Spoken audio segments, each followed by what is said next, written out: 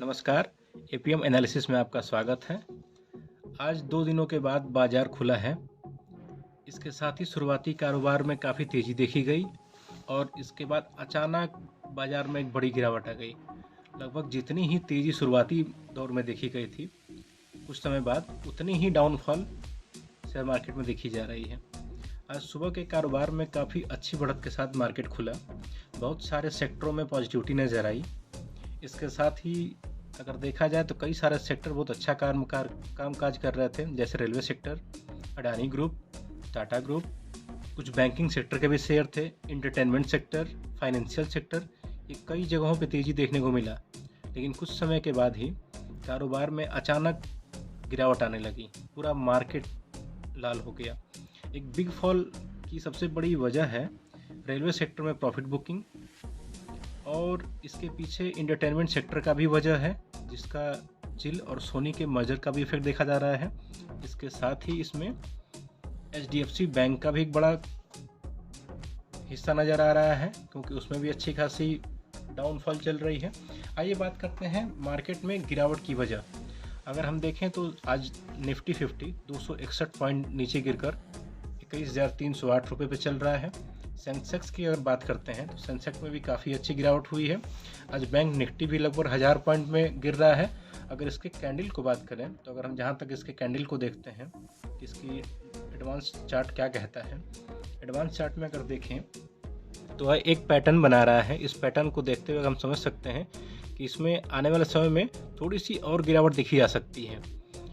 70,607 रुपये पे यह भी चल रहा है। अगर 70,000 के इस ब्रेक को अगर तोड़ता है यह, तो इसमें और अच्छा डाउनफॉल आ सकता है। अगर 70,000 के सपोर्ट को ये सपोर्ट कर लेता है तो इसमें अभी लगभग 71,500 रुपये का अपसाइड दिखाया जा सकता है। अगर यही बात करते हैं हम निफ्टी की, तो निफ्टी के चार्ट को देखते हुए हम ये कह सकते हैं कि निफ्टी के अगर 5 मिनट कैंडल को हम देखें तो इस पर जो कैंडल बन रहा है 21,302 रुपये पर भी ट्रेड कर रहा है। अगर ये 21,200 के चार्ट पैटर्न को ब्रेक करता है तो 21,000 तक का साफ फॉल आ सकता है। अगर देखें कि अगर 21,000 के सपोर्ट को अगर मेंटेन कर लेता है तो 21,500 तक ये अपवर्ड में जा सकता है। अब बात करते हैं आज के बड़े रीज़न की, कि क्या वजह रहे हैं कि मार्केट में गिरावट आई है। अगर इसकी गिरावट को देखें तो सबसे पहले हम देख सकते हैं जिल और सोनी के मर्जर के बारे में, जो कि अगर इसमें दिखाता है कि इनकी मर्जर आज कैंसिल हुई, जो कि 2021 में दिसंबर में मर्जर अनाउंसमेंट हुई थी। अगर इसके मर्जर को देखें तो उस वक्त जिल में काफ़ी तेज़ी आई थी। बहुत सारे निवेशकों ने अपना पैसा निवेश किया था, लेकिन आज जैसे ही 12 बजे इन दोनों की मर्जर की कैंसिलेशन की बात आई तो जिल में एक लंबा शार्प फॉल देखा गया है, जिसके साथ ही निवेशकों को काफ़ी नुकसान हो रहा है। अगर इसके हम देखें कि 30% का फॉल नहीं आ पा रहा, मतलब कि फॉल आया है इसमें।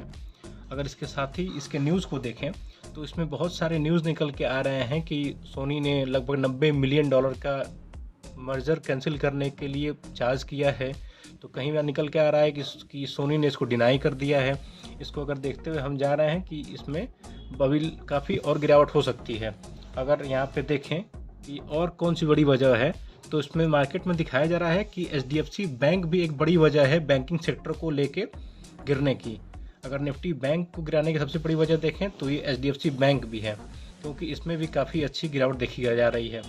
दूसरे सेक्टर की बात करें तो रेलवे सेक्टर, जहाँ की काफ़ी अच्छी ग्रोथ पिछले कुछ सेशनों में देखी गई थी।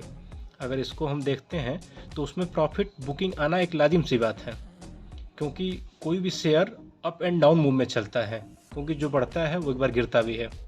तो इसमें आज एक प्रॉफिट बुकिंग अच्छी खासी हो रही है, लगभग 7% 8% हर शेयरों में देखी जा रही है। हो सकता है कि एक आध 2 दिन और अभी चालू रहे प्रॉफिट बुकिंग।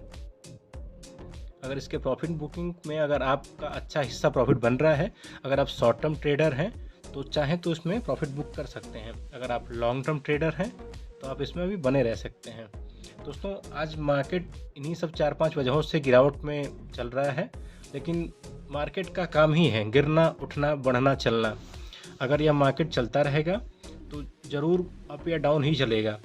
अगर इस मार्केट को हम देखते चलें तो इसमें सबसे पहले हमें यह देखना होगा कि इसका पॉइंट ऑफ व्यू क्या है। आने वाले समय में बजट आने वाला है।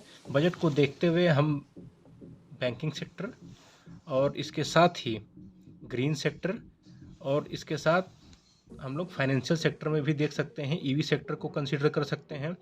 और हमें अगर एफएनओ में जाना है तो निफ्टी 50 को कंसीडर कर सकते हैं। इसके बहुत सारे कैंडल बन रहे हैं जो कि अच्छे ग्रोथ को संकेत दिखा रहे हैं। अगर निफ्टी बैंक की बात करें तो यह सैटरडे को काफ़ी पॉजिटिविटी में रहा, लेकिन आज ये लगभग 1000 पॉइंट तक नीचे चला गया है, क्योंकि एचडीएफसी बैंक ने इसमें बहुत अच्छा गिरावट दिखाया है। क्योंकि इसके साथ ही इसको देखा जा सकता है कि इसमें कई सारे कैंडल जो बन रहे हैं जो कि बता रहे हैं इसके एवरेज प्राइस को, कि अगर इसको देखा जाए तो इसमें लगभग 45,000 के आसपास एक सपोर्ट बन रहा है। अगर उसको ब्रेक करेगा तो 44,800, 44,700, अगर 44,800 को मेंटेन करता है तो ये फिर ऊपर लगभग 46,500 तक जा सकता है। अगर हम बात करते हैं कि शेयर मार्केट के कामकाज की, तो आज पूरा दिन पूरा कारोबार लगभग लाल निशान में जा रहा है। अगर शाम तक देखते हैं कि जी के शेयर पे कितना असर पड़ता है, एचडीएफसी पे कितना असर पड़ता है, इसके साथ ही अगले मार्केट ट्रेडिंग सेशन में हम इस पे काम करते रहेंगे। बात करते हैं सपोर्ट की। अगर हम सपोर्ट की देखते हैं तो अगर रेलवे सेक्टर की देखें तो हो सकता है कि 1-2 दिन और गिरावट रहे। जिल में भी अभी 1-2 दिन और गिरावट की उम्मीद है। अगर सेंसेक्स की बात करते हैं तो हो सकता है कि कल थोड़ा बहुत सपोर्ट ले, निफ्टी भी सपोर्ट ले सकती है। इसके साथ ही अभी किसी निवेश से बचने के लिए सलाह दी जाएगी, क्योंकि अभी लगभग गिरावट जारी रह सकती है। लेकिन बजट को देखते हुए आप अपने पोर्टफोलियो को थोड़ा बहुत green sector, EV sector, banking sector में कंसिडर कर सकते हैं। अगर आप शॉर्ट टर्म ट्रेडर हैं तो साथ में प्रॉफिट बुकिंग करते रहें। अगर लॉन्ग टर्म ट्रेडर हैं तो आप शेयर मार्केट में बने रहें।